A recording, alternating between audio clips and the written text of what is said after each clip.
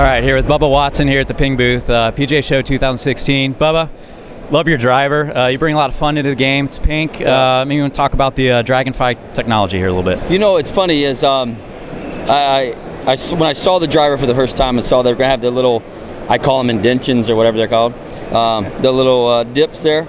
I said, hey, why don't we paint it a different color so people can see it on TV better, right? And so they said, yeah. When I say they, Mr. Solheim said it was okay. When he says it's okay, you got the go ahead. We're good. Yeah. But no, the way they spun the material, they got this new technology how they spin material and do all this stuff, you know, all the technical stuff that we don't care about. I don't care about. But they've shaved, I think it was around 8 grams, so they could move 8 grams inside here all over the place to create what they were trying to create, and they've done it again. You know, they've topped the last model, the G30. And for me personally, the G30 was the best driver I've ever hit until this came out. I'm looking for accuracy, not length. I got the length, and so for me, what they did in this technology, they've created that. I went from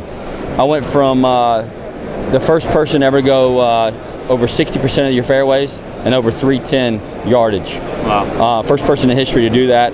With that drive. That's yeah, so hopefully we can improve on that and just keep going. You know, sky's the limit. Tell me, what's your now your turn to talk. Sorry. Yeah, no. What is your go-to shot with that club? Go-to shot, I call it a dink cut, where I hit this low little cut, start it right, and it cuts back to hopefully the middle of the fairway.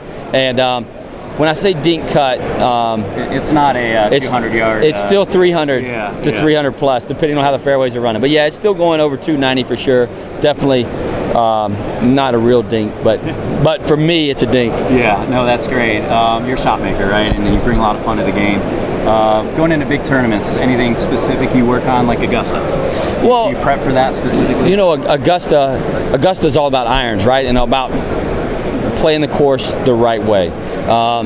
You know, there's some holes that you know it's going to be hard to attack that pin. Number 6 comes to mind. Number 6, when they put that pin on the back right, and you go down that big swell there. It comes down off there about 70 feet away.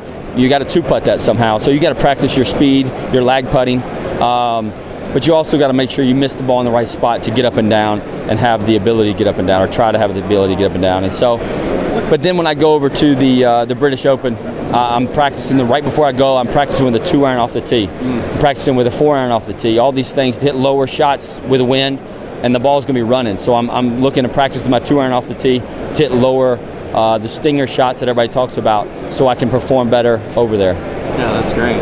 Bob, I really appreciate the time. Best of luck to you this season. Yeah, man. Thank you. Thank you, man. Thanks.